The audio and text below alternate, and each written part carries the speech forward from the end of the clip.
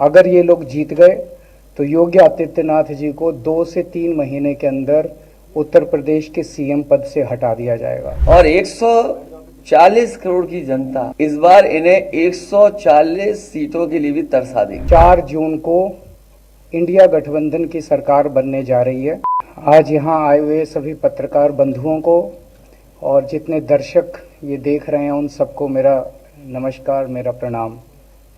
आज लखनऊ में मैं उत्तर प्रदेश के सभी मतदाताओं से इंडिया गठबंधन को भारी भरकम वोट देने के लिए, भारी मात्रा में वोट देने के लिए अपील करने के लिए आया हूँ। मैं 4 बातें रखना चाहता हूँ। पहले चारों बिंदु बता देता हूँ, फिर उसको डिटेल में एक्सप्लेन करूँगा। पहला ये कि ये चुनाव भारतीय जनता पार्टी मोदी जी अपने लिए वोट नहीं, अमित शाह जी को प्रधानमंत्री बनाने के लिए वोट मांग रहे हैं। दूसरी बात, योगी आदित्यनाथ जी को अगर ये लोग जीत गए तो योगी आदित्यनाथ जी को 2 से 3 महीने के अंदर उत्तर प्रदेश के सीएम पद से हटा दिया जाएगा। नंबर 3, इन लोगों की पूरी तैयारी है, अगर ये लोग जीत गए तो संविधान को बदल के SC ST और OBC का रिजर्वेशन खत्म कर दिया जाएगा।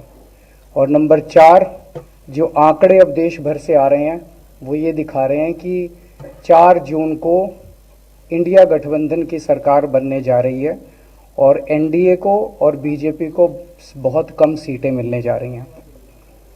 अब मैं अपने सबसे पहले पॉइंट पे आता हूँ। जब 2014 में प्रधानमंत्री बने थे नरेंद्र मोदी जी, तो उन्होंने खुद एक रूल बनाया था कि भारतीय जनता पार्टी के अंदर और उनकी सरकारों में 75 वर्ष से ऊपर कोई भी व्यक्ति होगा तो उसको संगठन में और सरकार में किसी भी पद पे नहीं रखा जाएगा, उसको रिटायर कर दिया जाएगा। और उसका सबसे पहले उस रूल के तहत आडवाणी जी को और मुरली मनोहर जोशी जी को रिटायर किया गया था। और उसके बाद तमाम यशवंत सिन्हा जी, सुमित्रा महाजन जी, कई लोगों को यहाँ टिकट नहीं मिली, कई लोग जो पद पे बैठे हुए थे उनको पद से इस्तीफा दिलवा के उनको हटाया गया, ऐसे कई सारे लोग हैं। तो अब अगले साल 17 सितंबर को प्रधानमंत्री मोदी जी 75 साल के होंगे और मोदी जी ने तय कर लिया है कि अमित शाह जी को वो अपना वारिस बनाएंगे और अमित शाह जी अगले साल 17 सितंबर को देश के प्रधानमंत्री बनाने का उन्होंने तय किया है मोदी जी ने।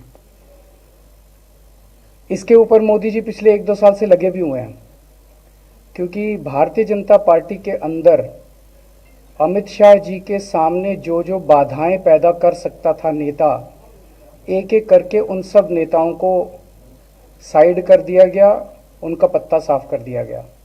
शिवराज सिंह चौहान को हटा दिया गया, वसुंधरा राजे को हटा दिया गया, डॉक्टर रमन सिंह को हटा दिया गया, देवेंद्र फडणवीस को ख़त्म कर दिया गया, खट्टर साहब को ख़त्म कर दिया गया, एक एक करके सबको ख़त्म कर दिया गया।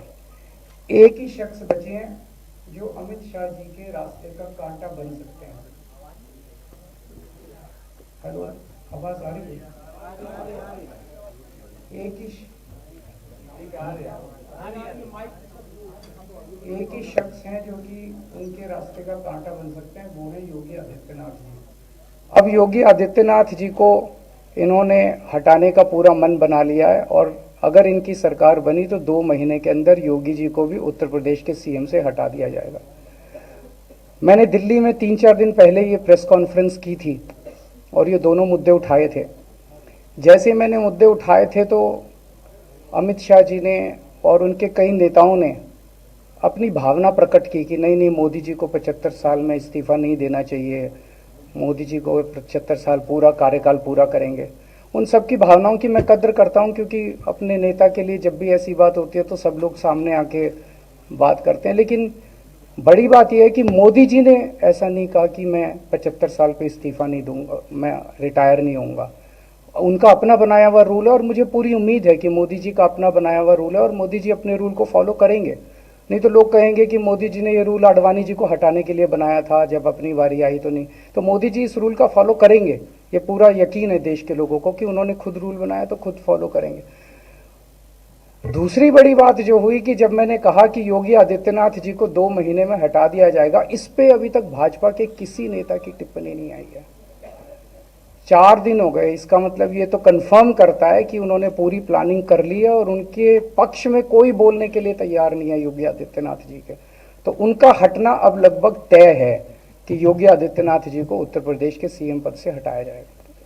दूसरी चीज, मैं उत्तर प्रदेश के सभी मतदाताओं को कहना चाहता हूं कि पिछले 4-5 महीने से इन्होंने शोर मचा रखा है, 400 पार 400 पार 400। क्यों? कहते हैं नहीं मोदी जी कुछ बड़ा काम करना चाहते हैं। तो लोगों ने खोद खोद के पूछा, भाई क्या बड़ा काम करना चाहते हैं, कुछ बताओ तो सही। तो उन्होंने नहीं बताया। लोगों ने फिर अंदर से पता किया कि बड़ा काम ये करना चाहते हैं कि देश से रिजर्वेशन खत्म करना चाहते हैं। हम जानते हैं कि इनका जो पूरा इकोसिस्टम है, आरएसएस, बीजेपी, शुरू से ये लोग रिजर्वेशन के खिलाफ रहे हैं। इनकी पूरी की पूरी मानसिकता रिजर्वेशन के खिलाफ रही है। तो मैं सभी लोगों को ये आगाह करना चाहता हूं कि ये बड़ा काम इनको 400 पार इसीलिए चाहिए क्योंकि ये रिजर्वेशन खत्म करना चाहते हैं। संविधान को, बाबा साहब अंबेडकर ने जो संविधान बनाया था, उस संविधान को ये तार तार करना चाहते हैं। पूरे देश भर से अब जो ट्रेंड आ रहे हैं, वो ट्रेंड ये दिखाते हैं कि भारतीय जनता पार्टी को 250 से भी नीचे, मेरे हिसाब से 220 के आसपास, 3-4 दिन पहले भी मैंने कहा था, 220 से कम सीटें इनकी आती हुई नजर आ रही हैं।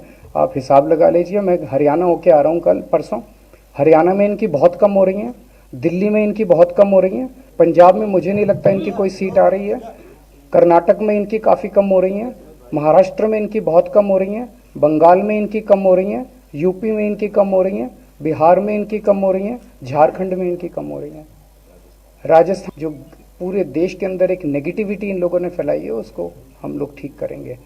मैं अंत में उत्तर प्रदेश के सभी लोगों को अपील करना चाहता हूं कि इंडिया गठबंधन के, यहाँ पे सपा और कांग्रेस का गठबंधन है, इंडिया गठबंधन का जो जहां से कैंडिडेट है उसको भारी मात्रा में वोट देकर आप सब लोग जिताइए।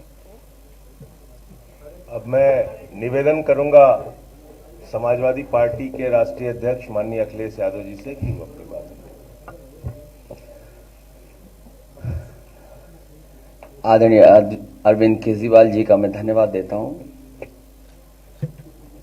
उन्होंने बहुत महत्वपूर्ण बातें आपके सामने रखी हैं।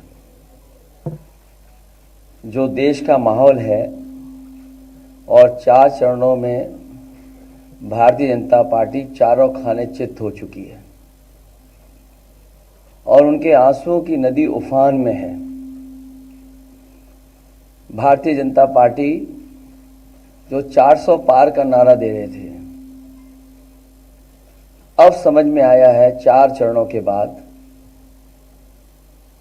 वो बात तो ठीक है कि आरक्षण पे सबसे पहले हमला करेंगे, लेकिन 400 पार नारा इसीलिए दे रहे हैं कि 543 में 400 के बाद वो सीटें देख रहे हैं, तो वो केवल 143 बन रही हैं। तो वो स्वयं स्वीकार कर रहे हैं कि 143 से ज्यादा वो सीटें जीतने वाले नहीं हैं, क्योंकि 400 पार सीटें 143 ही बनती हैं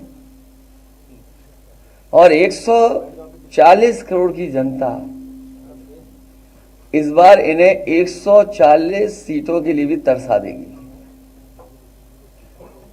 ये यूपी, दिल्ली और पंजाब ये 99 सीट के खेल में ही उलझ जाएंगे।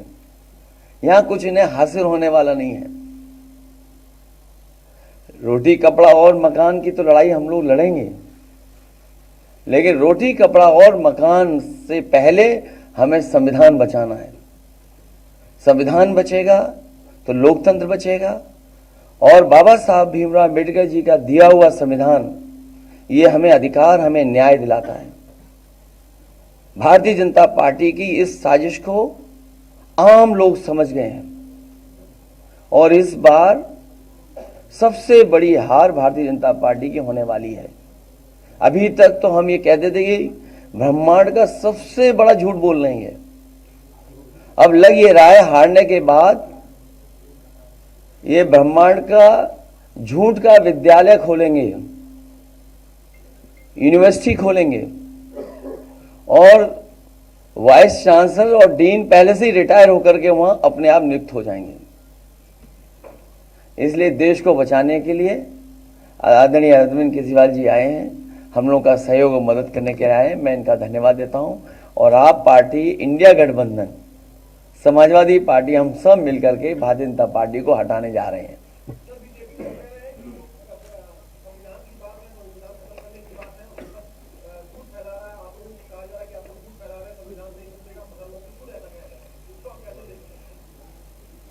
उनकी कौन सी बात सच निकलेगी? अभी आपसे ही कहा कि 75 साल वाला जो वो है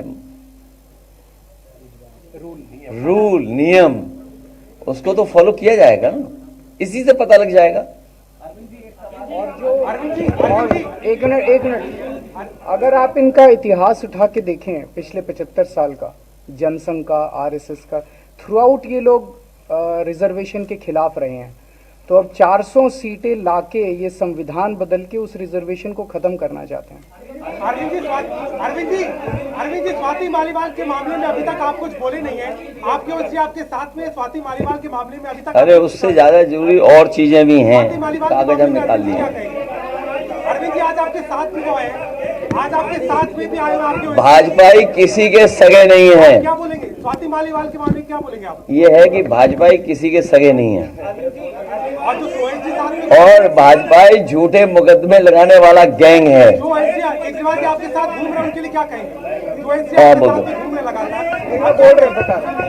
संजय जी आपने बात कही थी, हाँ मैं बोल रहा हूँ, आपने प्रेस कॉन्फ्रेंस में ये बात बोल रहा हूँ, एक सेकंड बोल रहा हूँ।